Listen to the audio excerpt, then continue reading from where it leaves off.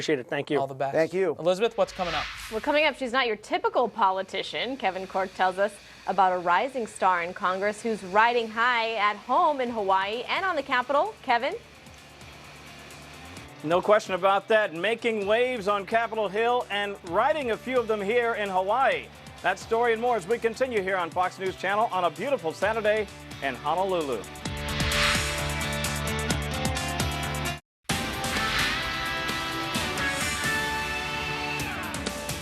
A relative newcomer on Capitol Hill, Congresswoman Tulsi Gabbard, is already admired for her ability to work with both Republicans and Democrats, a rare ability on Capitol Hill.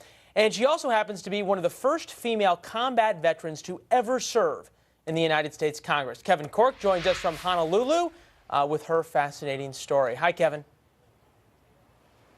Hi, Leland. The ultimate measure of a man is not where he stands in times of comfort and convenience, but rather where he stands in times of challenge and controversy. Now, obviously, those aren't my words. Those are the words of the late Dr. Martin Luther King Jr., but they certainly seem to reflect the values of the woman you're about to meet. Hawaii Congresswoman Tulsi Gabbard, who is an Army captain with a true passion for people. It's a very rejuvenating and refreshing experience that gives you a very clear perspective. It's not every day you see a member of Congress on a surfboard, riding waves and truly at home in the water. But then again, Hawaii Representative Tulsi Gabbard is no ordinary politician.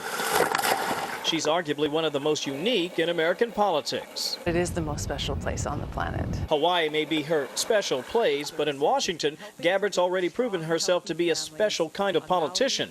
Engaging, 34 years young, with a 1,000,000-watt smile and potential to match. In less than 3 years on the Hill, she's earned a reputation as one of her party's rising stars. The first American Samoan elected to Congress, the first elected Hindu, a U.S. military combat veteran who's also the vice chair of her party's national committee.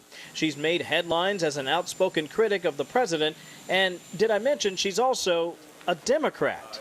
I work for the people of Hawaii who gave me this responsibility, who gave me this job. I work for the American people, and I do my best every day to do what is in their best interest. But for all her rock star status, Gabbard's seen as a rebel within her own party, someone who pulls no punches when it comes to speaking her mind, even if it raises eyebrows among fellow Democrats, like when she expressed frustration about her party's lack of presidential debates, seen by some critics as a means of protecting the candidacy of Hillary Clinton. When we look at what's in the best interest of our country, which is how I think we should make all of our decisions, less dialogue does not help us. An area where Gabbard also thinks there should be much more dialogue is over what to do about ISIS in Syria. She's criticized the Obama administration's strategy of attempting to topple dictator Bashar al-Assad as an unlawful use of power. This is a war that I believe is illegal and counterproductive. It's illegal because Congress hasn't declared war against Syria,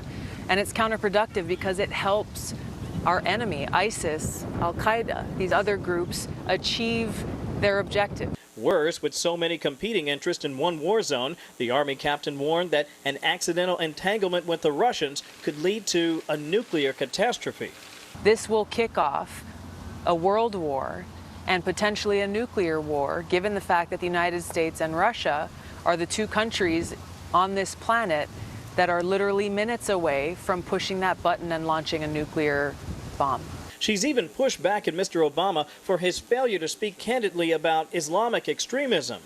It doesn't take a military genius to understand that you have to know your enemy before you can defeat them. It's a big mistake to not clearly identify who your enemy is. Gabbard says it's no mistake that she's outspoken. It's likely a byproduct of her upbringing, a homeschooled daughter of educators, including a father who was once a state lawmaker. Tulsi first ran for office at the age of 21, and she's been serving the people of her state in one capacity or another ever since. Aloha is something that is universal and that we need more of, especially in Washington. If people would lead with aloha, lead with a heart of service, treating others truly with respect, sincerely, then I know that we could get so much more done. A worthy goal for a true political rebel with a cause. Without question, Tulsi never wavered in her bearing throughout that entire interview, except when I asked her what it meant to be not just a role model for people in her state, but for so many girls all over the world. She actually took a moment and said simply, "It means a lot." And obviously it shows.